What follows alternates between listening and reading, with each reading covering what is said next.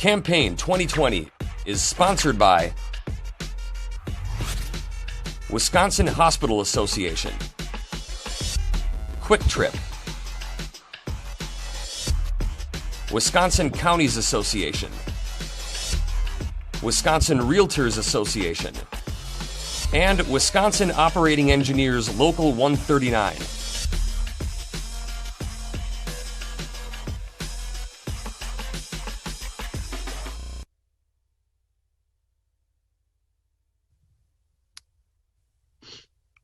Scott Barker of Sun Prairie is a Republican candidate in the 16th Senate District.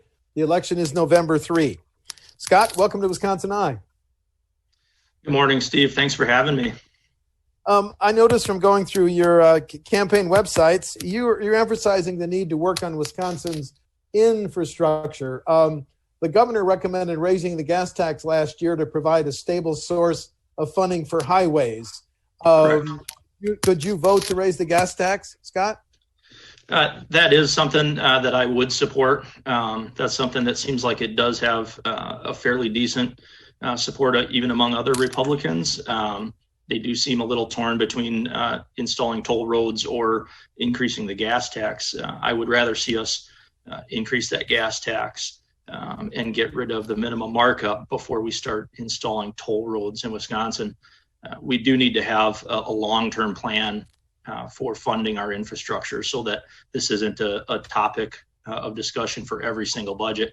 We need something that's going to be long-term that we can depend on so that we can continue working on our roads and our infrastructure. Now, you're a Sun Prairie firefighter, correct? That is correct. 14 years. 14 years. That's a volunteer force, right? No, we're a combination fire department. So I have been a full-time member since 2017. I started in 2006 as a volunteer and then did that for 11 years. Okay, thanks for clarifying that. Yeah, no problem. Because the reason I ask is also on your campaign website, you talk about the need to better fund our emergency services like police, fire, EMTs. I guess here's my question. We have limits on what local governments can charge in property taxes because we're a high property tax state. Yeah. Should those limits, should those caps on property tax, should they be lifted? I don't agree with lifting the property tax caps. Wisconsin already ranks fifth among the highest tax states. We need to be able to spend our money a little bit more wisely versus just going ahead and increasing the tax across the board. We do need to look at different solutions in regards to that. Incremental changes is extremely important. So I think that's why it's important to have those caps. Even when it comes to public safety, being able to incrementally raise that level of service is still a good thing for the communities. We've been having to do that in our Sun Prairie is a huge, booming, growing community, and we've had to incrementally increase our police, fire, and EMS resources. And every year we get a little bit stronger, a little bit more effective, and it ends up being better for the taxpayers at the end of the day. They're still getting a better level of service, but it's incrementally, and I think that's important. We can't have just these swift changes unless a community is truly in dire need because of a lack of preparation to get where they need to be. Scott, do local governments like Sun Prairie, do they need to look at alternative sources of revenue? Milwaukee wants to levy its own half-cent sales tax. There's a plan in the Capitol that would expand our 5% sales tax to some now exempt products and services and give local governments part of that increase. Do local governments need alternative sources of revenue? I think it's very dependent on the community and the county. I don't think we should go away from removing items from sales tax that are already exempt. I don't think that's a solution. Dane County has the extra 0.5% sales tax. I would be more in support of the local municipalities and counties being able to raise those based on their needs. They are the ones that are intimately familiar with the county or government operations and what their 5-year plan looks like and what they're going to be needing as far as revenue. And they are taking a closer look at the revenue projections in their area. So they definitely have a better handle on where the funding needs to be in the long term. And I think that is better left at a more local level versus a state level of increases. Some candidates that I'm interviewing suggest if we legalized recreational marijuana and medical marijuana, that would be a source of additional state revenues. Your position on that? That is correct. And legalizing, decriminalizing cannabis is one of my big issues that I do support, and that I do differ from my Republican colleagues in many aspects. I think that decriminalizing it will not only provide an alternative source of revenue for the state, but it's also going to be a step in the right direction towards criminal justice reform, which is a very big thing right now, and it always has been, and it always should continue to be a big topic. And I think that the legalization of cannabis is definitely going to be a step in the right direction. Both the economic impact as well as the social impact will be very positive for the state. Senate Republicans have said they'd like to convene a special session and overturn the governor's statewide mask edict. Wear a mask if you're in an enclosed area. What's your position on the governor's mask edict, Scott? So I do not support the way that the mask mandate came about. I don't think that it needed to be laid down that way. I think the executive branch and the legislative branch needed to do a lot more work together. And it seemed like both the governor's office and our Republican-led legislators seem to have an issue with kind of coming together and having a collaborative effort on that. And I think that that's unfortunate. I think that should highlight the fact that we need legislators that are willing to work with both sides of the aisle and with the executive branch, regardless of who the governor is. It's not something that I don't criticize the effectiveness of masks. Like we pointed out earlier, I'm a firefighter. I have been working with this since the very beginning of it, and I'm wearing a mask every single day while I'm at work, and I know that there's a time and a place to wear a mask. So I do not criticize the effectiveness of it or the need of it. I just think that a more regionalized or county approach is better for Wisconsin, and any type of mask mandate or any type of mandate or executive order, I want those to come from agencies or personnel that are doing it within the scope of their authority. And that is my simple stance on it. It's we need to be able to work within our scope of authority when we're issuing an order like that, especially something that affects millions of people, businesses, and families. We got a report yesterday. State tax collections actually went up slightly in the year that ended June 30, but nobody knows what the pandemic is going to do to tax collections in the current year that ends next June 30. If we're $1 billion or $1.5 billion short, do we cut spending or do we raise taxes and fees? We do not raise taxes and fees.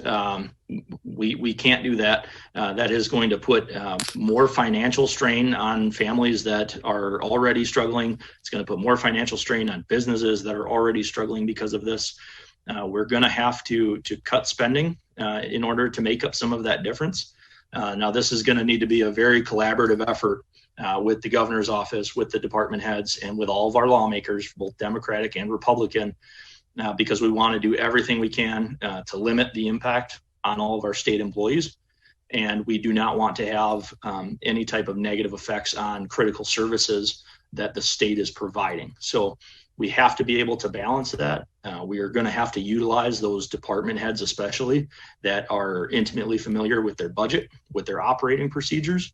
And they're going to be the ones that best know where the cuts need to be made or where they can be made from, whether it's through projects and things like that. I would rather see a project get put on hold for a year versus employees get laid off or furloughed or something like that. So we're going to have a very collaborative effort on that. I can't stress that enough. We know going into next year, the biennial budget is going to be very similar, if not more crucial than what we dealt with during the 2008-2009 recession. So we're going to have to work together, and I don't think raising taxes is going to be the answer. I'm not a proponent of that. We can't put more financial strain on an already hurting economy.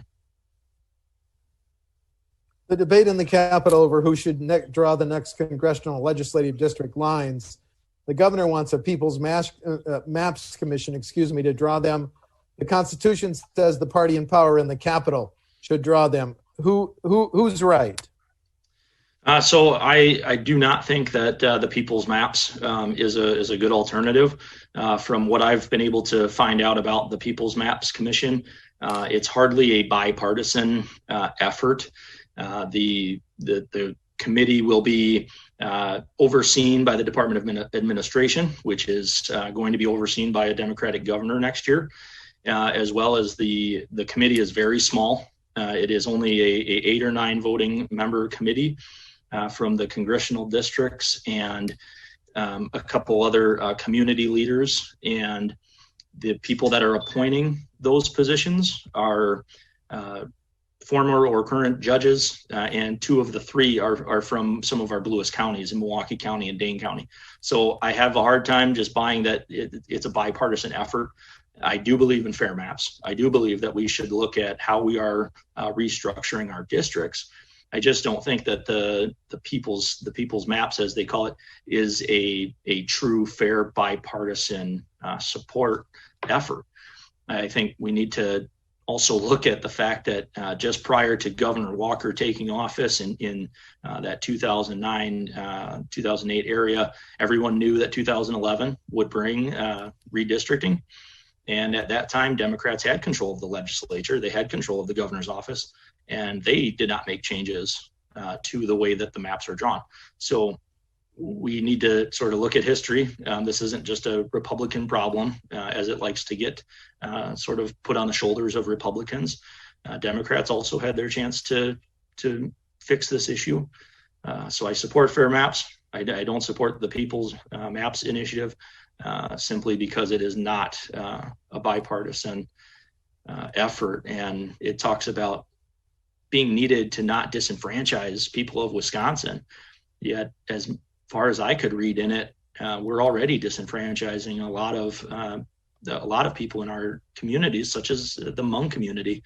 The Hmong community was not going to get a community representative assigned to that, and we have a very great Hmong community throughout Wisconsin, and we're already disenfranchising certain areas of our communities by going with the People's Maps. And I don't believe in that. The only people that were going to get an additional community member was the African-American community, the Latino community, and the Native American community, which I think is great, but we're leaving out a lot of people within that group. And it's a very small group that would be making the decision.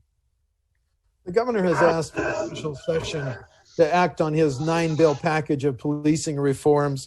It would, among other things, ban chokeholds, require reports of use of deadly force by officers, ban no-knock warrants. Can you support any of the 9 bills in the governor's package? In fact, I would support 8 of the 9. I'm actually proud of the governor for these. After reading through them, I think that they are absolutely a needed step in the right direction. And I'm proud that the governor did not put up any type of bills that involve any type of defunding of law enforcement agencies. If anything, these bills will add funding to local law enforcement agencies. And it puts an emphasis on things like transparency and the use of force policies. And it puts an emphasis on community policing programs by putting out grants by the DOJ to implement community policing. I'm a fortunate citizen of Sun Prairie that has a great police department with an excellent community policing program. I can tell you that it is more costly because it is more officers on the ground that are working proactively with different neighborhoods, communities, landlords, and they are getting ahead of the problem before we have serious issues. So I'm proud of what they've put forth, and I hope that these do get acted on. The only one bill, like I said, I'll be very transparent. I do not support getting rid of no-knock warrants.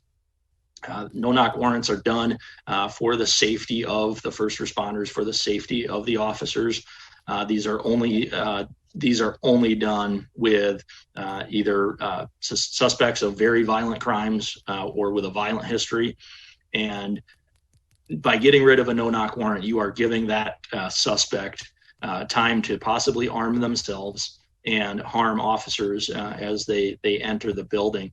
And these no-knock warrants, they're not taken lightly.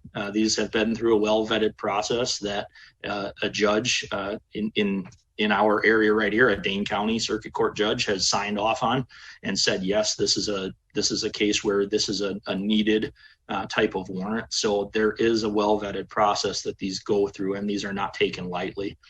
They are for the safety. I think one thing it's very important that we keep in mind, these police reforms are needed, and they're needed for the safety of everyone, and that includes police officers. So I don't support a reform that is going to put police officers in more harm than they already are. That job is already tough. I work with police officers every day, and I will never do anything that's going to put them at a greater risk of not coming home. We have seen hospitals in Wisconsin and nationally play a key role in fighting the COVID-19 pandemic. If you're voting on the next state budget as a lawmaker, do hospitals deserve an even greater priority? I do. I think that we need to make sure that all of our hospitals are back up, fully staffed. So if they did have to lay anybody off because of other services that were reduced during the pandemic, we need to make sure that all the hospitals are back up to full staffing and totally resupplied and prepared for anything else that gets thrown at us. The CARES funding, I believe, had about $40 million allocated for Wisconsin hospitals. The hospitals did have to apply for that. We need to make sure that CARES money is being exhausted and distributed to the hospitals that applied for it. And then we need to take a look at state-run hospitals. State-run hospitals such as the UW and the VA, they were actually exempt from that CARES funding. They were not eligible for it. So we do need to put a little bit of an emphasis on those hospitals that were not eligible for the CARES funding. And we need to make sure that a needs assessment is done at those hospitals, and a needs assessment is done at all of the hospitals within our state, including the rural communities, and make sure that, like I said, we need to make sure that those are back up and running at full capacity. Healthcare is extremely important, and we can't have something else happen, whether it's another pandemic or a significant natural disaster, and have a hospital that is still trying to recover from the pandemic. We need to be able to make sure that they're ready to serve every single community. Well, the Republican leaders of the U.S. Senate in their next CARES COVID response bill have said businesses and organizations that follow CDC guidelines to protect their employers and customers from the COVID virus should be exempt from lawsuits. Do we need a state law like that? I do think that we need to have something in place that's going to protect businesses from these frivolous lawsuits. We need to, and this has bipartisan support in Washington, which is great to see, because we want organizations, we want companies to be able to reopen following guidelines that are put in place to protect health and safety. We want them following those guidelines. We want them reopening. That is vital for our economy here in Wisconsin and across our country. And I don't want to have businesses afraid of reopening because of a frivolous lawsuit by someone who contracts or ends up with COVID-19 shortly after visiting their business or their establishment. I don't want businesses to be afraid of that. I don't want businesses shutting down or staying permanently closed for longer periods of time because of that fear. I do think that the majority of businesses and organizations are genuinely concerned about their customers and are willing to put forth the efforts to reopen safely. And I don't want anyone to be afraid of that.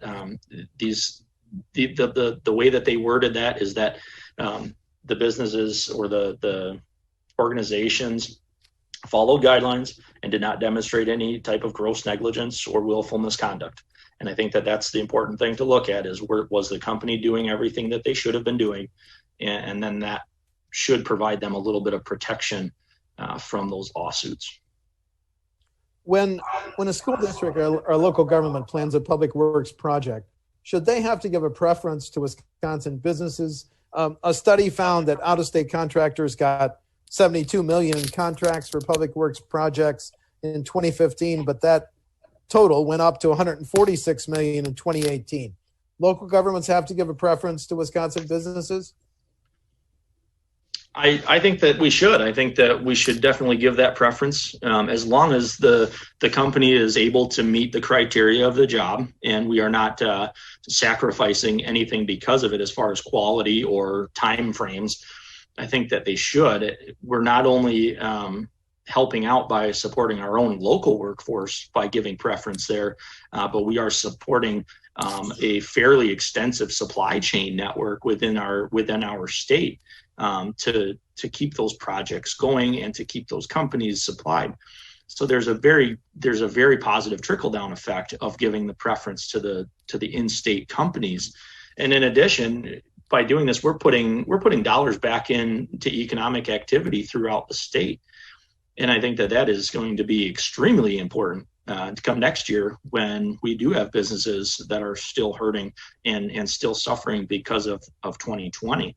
So putting any type of economic stimulus back into the economy is amazing by my stand. So I do think that we should give preference to those companies. Final question. Differences between you and your opponent on November 3? So I'm facing Melissa Sargent. And I'd say one of the biggest differences between Melissa and I is I am very open and very willing to not only support different communities within our state that are going through extreme circumstances because of recent violence among police, protesters, rioters. And I'm also willing to say that I stand with law enforcement and with good police officers. And I do not necessarily pick a side between those two. I know that they are both very important, both have very good causes. And I think it's important that we are trying to unite people rather than divide people. And as I stated with cannabis, I am more than willing to go against what most Republicans might say they don't want. I'm not afraid to say that I do support something like that. And that's something that Melissa and many politicians on both Democrat and Republican sides are afraid to go against the party. They are not going to go against them. They don't want to be ousted. They want the funding and they want the support. And I'm going at this with the best interest of Wisconsin in mind. I'm not a party line voter. I believe in people learning about candidates versus voting for a party. And I think that that's how we need to operate in the Capitol as well. I look forward to working with Democrats across the board and Republicans on legislation. I think that's the best way to move our state forward, is to absolutely work together. And I know that I'm a person that can do that. So it's I'm also in support of just defending our freedoms and our constitutional rights. I'm a pro Second Amendment candidate. I am a freedom fighter for medical freedom. And I think that we need to get our economy reopened and in a safe manner, but we need to get our economy reopened before we have a decade's worth of negative effects. So, and that goes as far as the schools. I want schools open. I want children in schools. And those are big differences between Melissa and I. She's still on the page of shut everything down and keep kids home. And I'm not. And we need to do it safely. No doubt about that, but we need to get things reopened and we need to get things moving again here in Wisconsin, and we need to get our kids in school before we start seeing some really harmful side effects of that. Thank you. Scott Barker, Prairie, is a Republican candidate in the 16th Senate District. The election is November 3. Scott, thank you for talking to WisconsinEye. Thank you so much, Steve. It was a pleasure. Thank you. Stay safe. Thank you. Thank you. Campaign 2020. is sponsored by Wisconsin Hospital Association, Quick Trip, Wisconsin Counties Association, Wisconsin Realtors Association, and Wisconsin Operating Engineers Local 139.